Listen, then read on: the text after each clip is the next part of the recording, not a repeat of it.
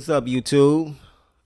Back at y'all with another uh, episode of recording from the city of New Orleans. I'm your host, Lawrence Youngblood.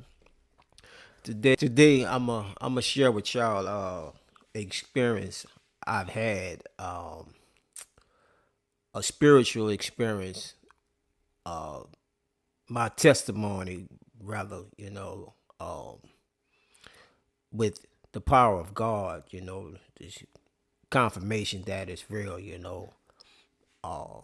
Me personally, I don't not trying to force my beliefs or my faith or my consciousness on anybody.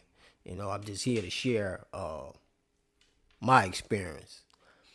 And it's like I say, all of our experiences coincide with one another. They're universal. And I say that to say that I was on YouTube a couple of days ago, and I ran across this interview with this guy from Harlem, uh, Azie Faison. Um, is a legendary street dude out there in Harlem. He's the author of Game Over, based on the move to hit classic, urban classic, Paid in Full. Very, very, very classic movie there. Come out in 2002. But yeah, man, after checking this interview out, the whole interview was phenomenal. But the most profound part of it was when he spoke about his promise to God. And right then my eyes was like, wow, because it's the same,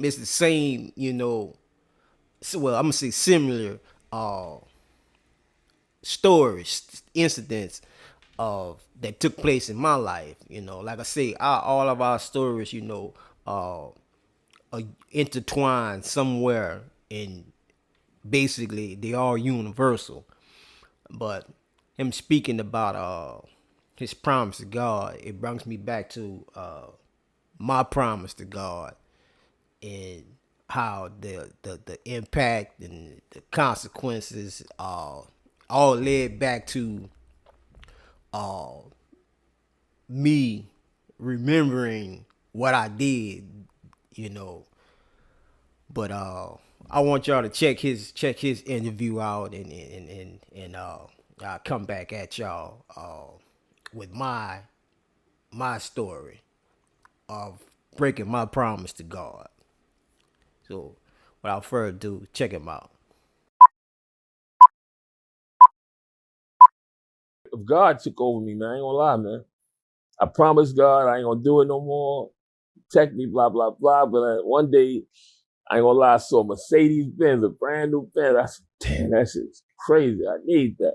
And I dived back in and I got the Benz. Brand new 300E, Mercedes. Black on black. I parked it in the garage and I was gonna take it to the rim spot and put some rims on it the next day. So I said, you know what, I'm gonna drive it home. I lived in Long Island. I'm gonna drive it home. Then I'm gonna go to the rim spot in the morning. I'm on the highway. I'm driving home like 11 at night. Highway clean, no trucks even belong on this highway. It started raining, pouring down rain out of nowhere and shit. The wipers going, the wipers not even helping me. Big truck coming behind me and shit. I'm like, oh shit. But I'm hearing a voice in my head. You told me no more. I turn up the music to try to get the voice in my head. I'm still trying this fucking truck coming. You told me no more. Truck hit the back of the car spun out, hit the wall, airbag hit me in the face. Brand new Benz, man. Not wow. 20 miles on that shit, man. I get out the car, look at the car, that shit smashed up.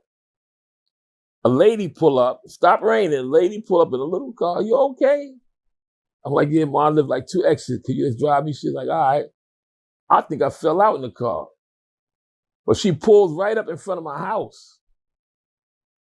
I'm like, how the fuck she know I live where I live? I ain't tell her my address. I'm like, thank you. I got out the car. She left. I go upstairs, my crib. I fall out on the couch. I wake up the next day, maybe like 10, 11. I'm like, damn, I had a crazy ass dream that I crashed my joint, man. I go downstairs, it's not there. I call on the highway, yeah, black man is over here. I go over there, look at the dream. I'm like, wow, that shit really happened. That's when I started hearing God talk to me. No more. That was God, bro. That was an angel, bro. Took me home, bro. Nobody can tell me that's not true. Yeah, so that was powerful, right? Man, awesome, awesome, awesome, man. Salute to the brother here, man, But yeah, like I say, I did the same thing, man. I promised God, man, it was an incident. Well, I went to I got picked up for a bogus charge, an armed robbery case that I didn't do.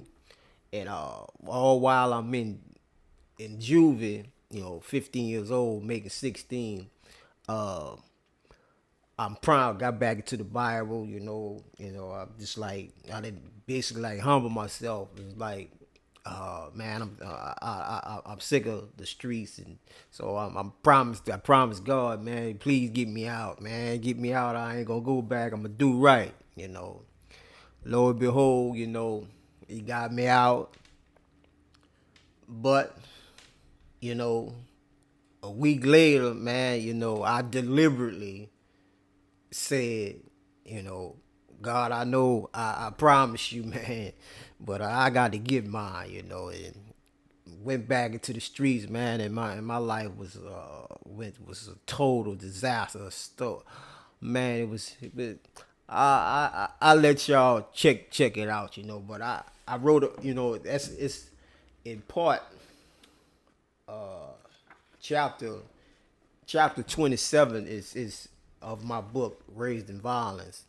Book 1 is where I speak upon all that, So yeah, it was that day. It starts off when I wake up. I've been home like a week from juvie, and I'm about to head round the way, round the set. I ain't back hustling, but this particular day, man, this was the fatal day that I broke my promise to God. So without further ado, man, check it out,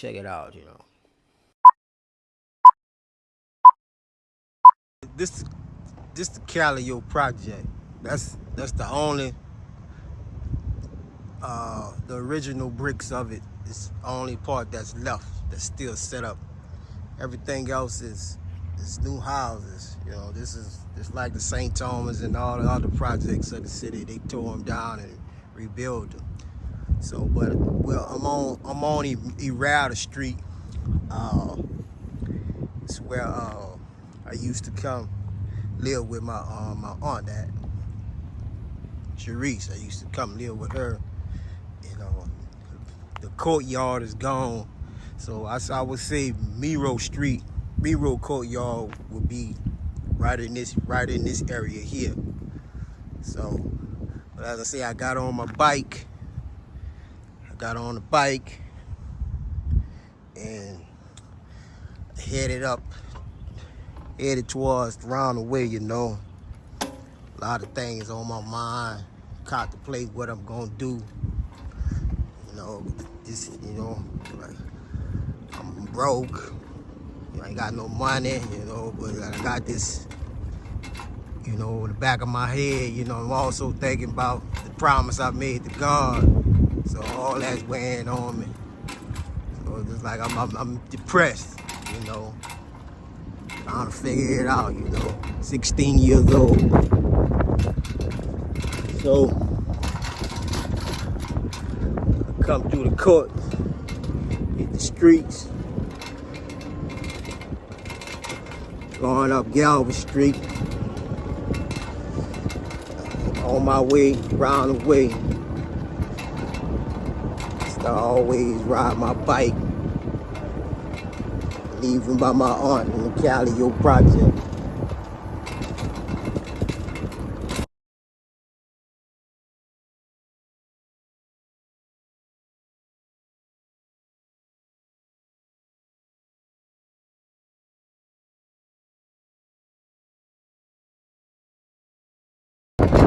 Across that left on Washington.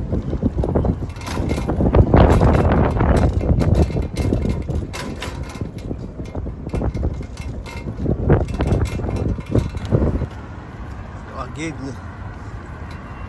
across Claiborne, and I'm headed to the Magnolia project.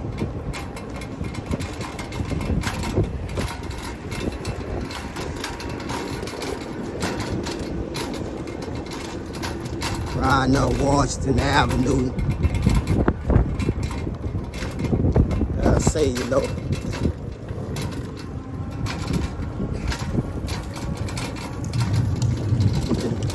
Magnolia project, it's like all the other projects, they throw down the bricks, build these new houses. So I'm entering, I get to Magnolia Street, turned off of Washington, Magnolia. This where all the hustles was, this was this strip, Magnolia Street.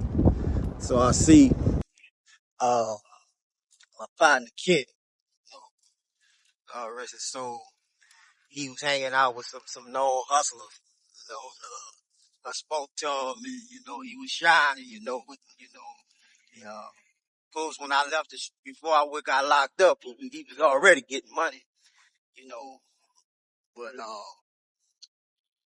I come home from juvenile, and he was really on. You know what I'm saying?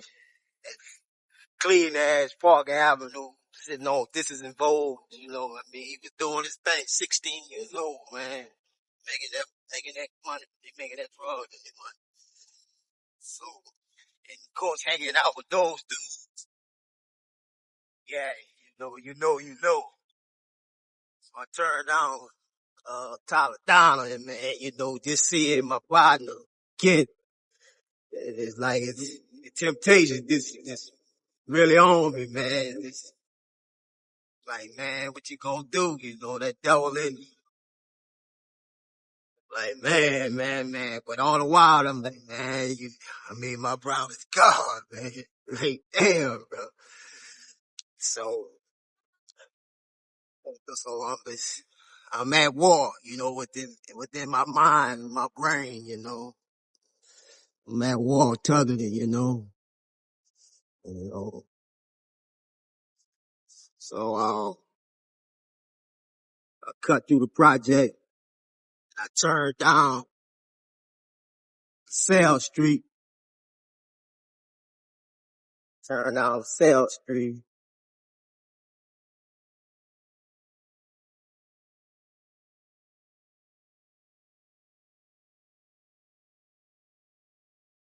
And as soon as I cross the avenue, Louisiana Avenue, I see, Leo, he right here. He coming out this store. This used to be it used to be Brown Sugar Records. We used to have a store there. I used to go to play video, arcade games. And that used to be a washateria. You get this still. But yeah, he was coming out of Brown Sugar Records where they, set a more than, drug paraphernalia and all that, so me and him, so yeah, me and Leo, we start running it, and I had asked him for, do you still got that work, cause I'm still like, man, I'm thinking about my promise to God, but like, I don't want to, but so I asked him about the work he had, offered to give me, about a week ago, when I had got out. And, he said, like I said in the book, he ain't have it, but he'll see what he could do, so he'll holler at me later. So I rode off from Leo and headed back, continue my journey around the way, on the set. See what's going on around now. So, but all the while I'm thinking about, damn, bro, they could feeling guilty, I'm hoping that he don't come through. Leo don't come through with the work, so I ain't really got that to worry about, so I can think a little more, about what I was about to do, and still having that promise to God, weighing heavy on me. So I'm like, I get right here at this corner about to turn, I see my homie Sean. There was a payphone. There was a payphone right there. He was on it, making calls off his people. And of course, Sean, he was big baller, He out of our whole crew, he was like really, really, really like paid in full type shit. So after he get out the phone, his car was parked right there. So he was like, "What's up, man?" So I was like, "Oh, man, what's up, man? What's up?" We I had saw him in a few days.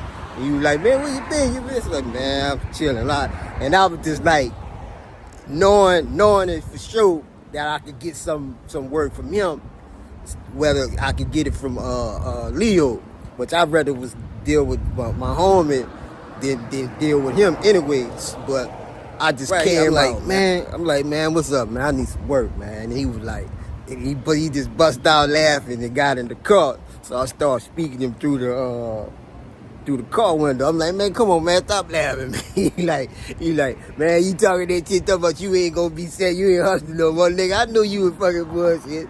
I said, "Man, come on, man, don't do me that, man." So I'm like, "What's up, man? I need to get back on." He's like, "I got you, man. Come on, man. Meet me around the way." So he pulled off and man, what did I do that for, man? So I get on my bike, hop on my bike and I start riding behind him, up this street here. I'm on Laola Street.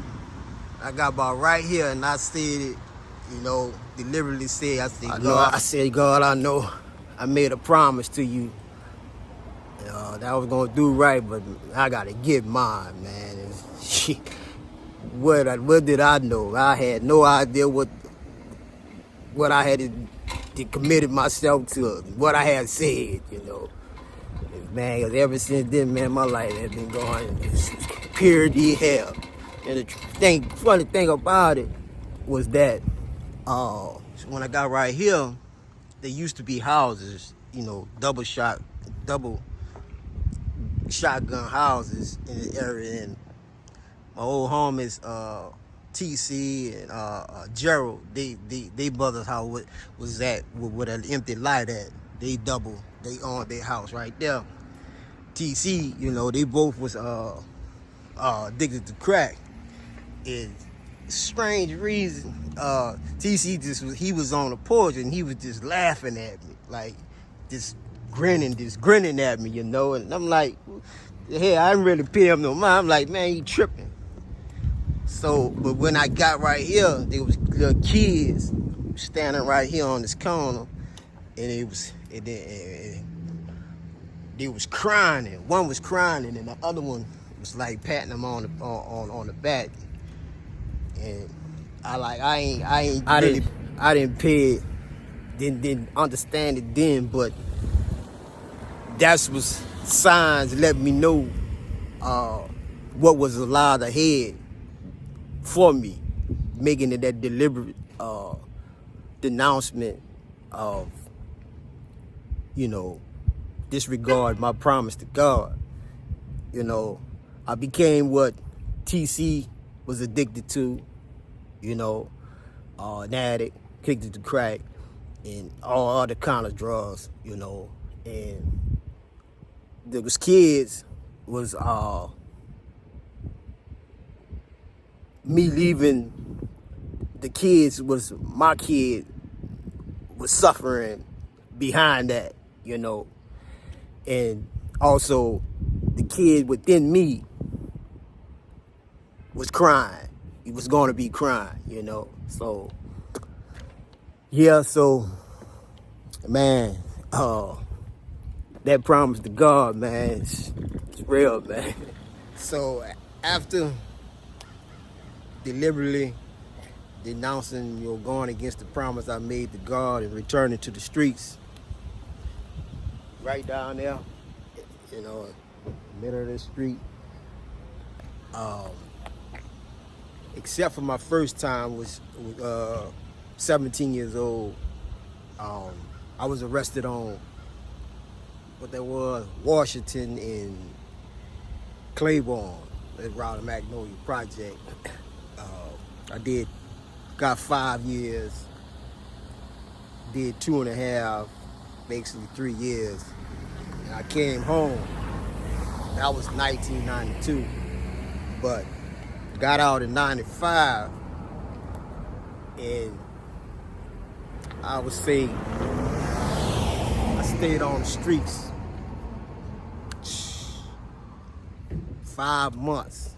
I was back in, but that second arrest, it resulted right here on this corner here, right here.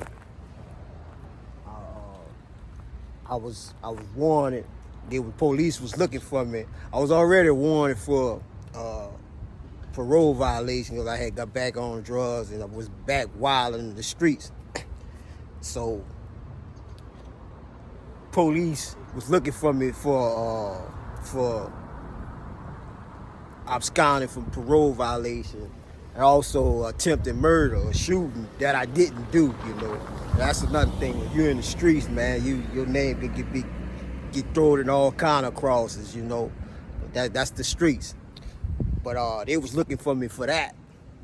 And so this so happened, I was coming up this street. I had a gun on me, and I had a half an ounce of crack on me, you know.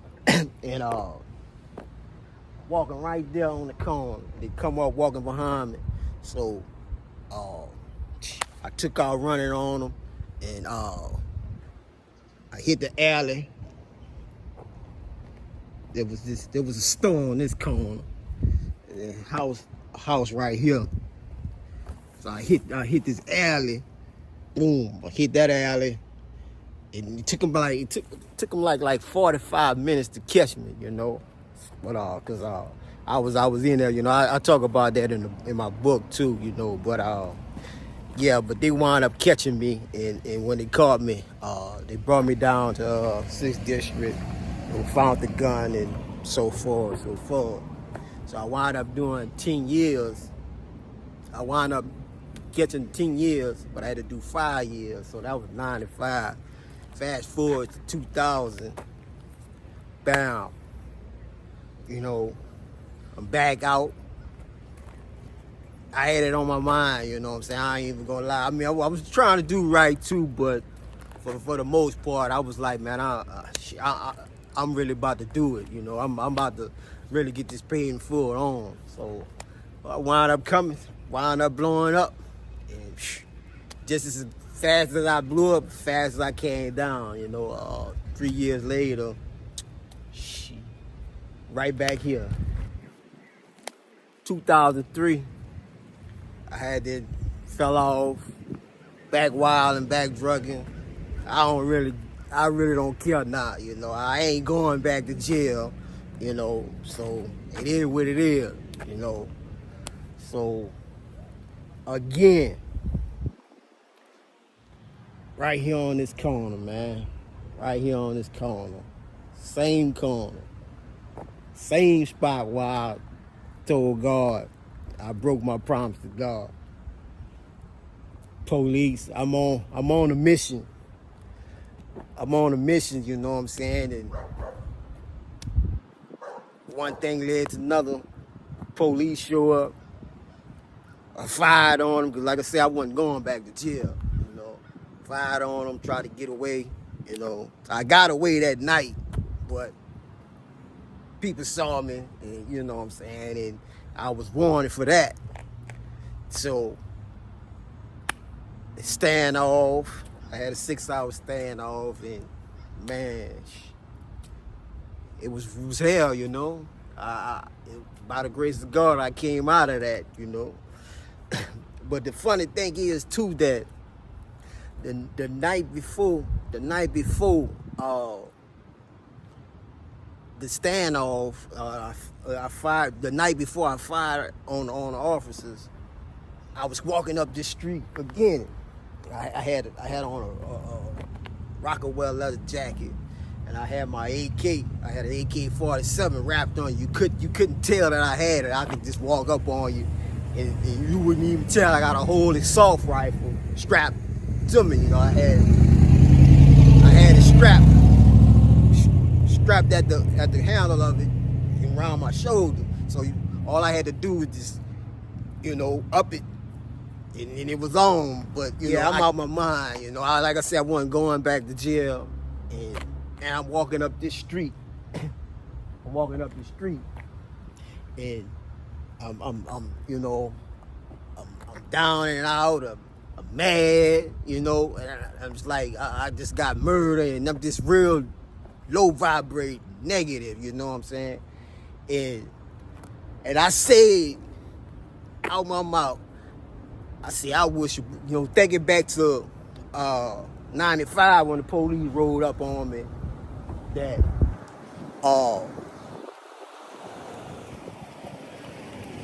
I'm like, I wish they would roll up on me this time. Ain't gonna be no running. I'm gonna let loose on them motherfucking ass. Man, why I say that?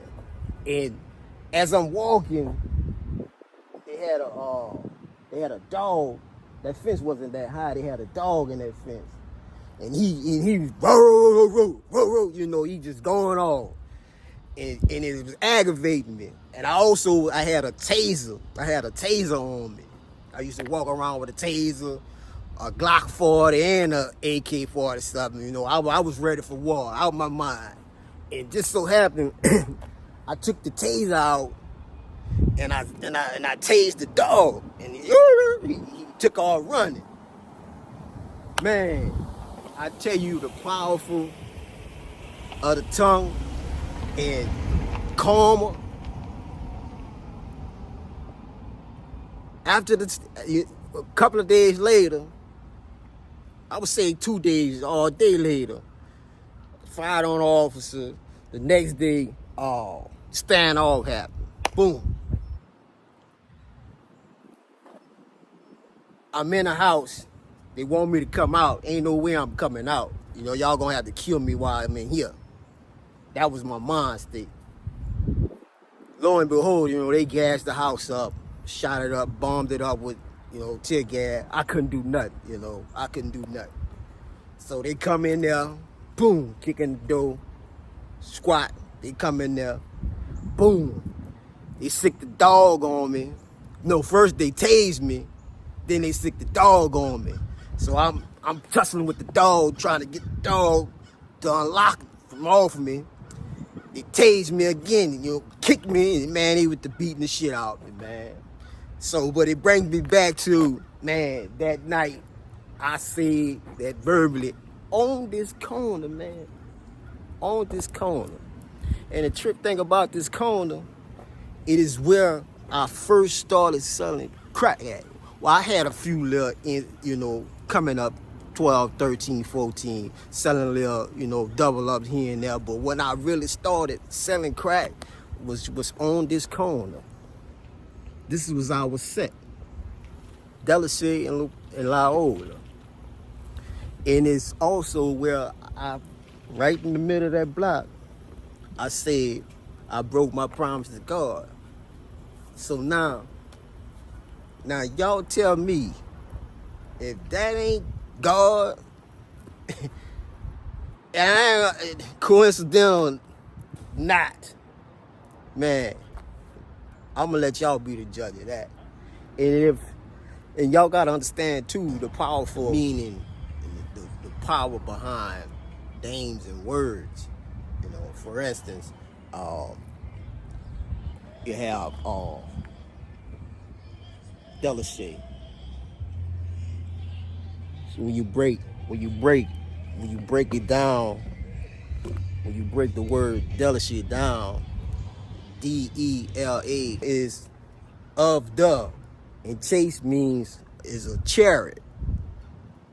If you know, you know. And Loyola is a word from Giuseppe. You know, if you know Society of Jesus, if you know, you know. So yeah, like I say, you know, everything is energy, and when you dealing with spiritual principles, it's based on energy. You know, your whole body, everything in the universe, in the world, everything is energy. And you know, when you speak, you're speaking out energy. That's why they say, be careful what you say. Because words give life. You know, and it's deep. You know, and when you get to the root of it, you know, it's all boils down to energy. You know, that's why Jesus, when you see paintings of Jesus, is pointing to the heart, and he's always preaching about love. You know, because that's where it starts from. You know, your heart chakra. But yeah, everything is based on spiritual and energy, and the whole world is based on energy grids. You know, and New Orleans is full of them. You know, and this is one of them. You know, when I say energy grid, like I say spiritual. You know, but I say that to say this, man. Man, God is real, man. And I don't know y'all beliefs, ideology, or I ain't trying to force nothing on you. You do what work for you, but man, I'm telling you, God is real. So I appreciate y'all from tuning in. I hope y'all enjoyed this segment and y'all got something from it. And be sure to like, subscribe, and share my content. I appreciate y'all, you know. So until next time, peace and love.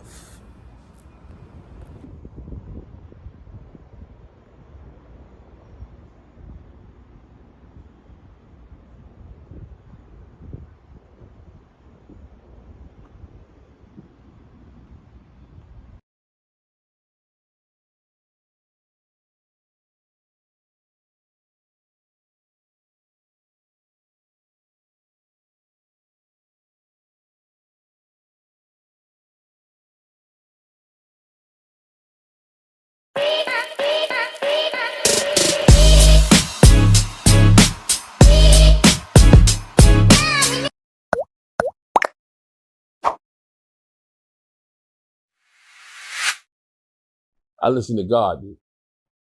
Keep God first and everything fall in place. That's my philosophy.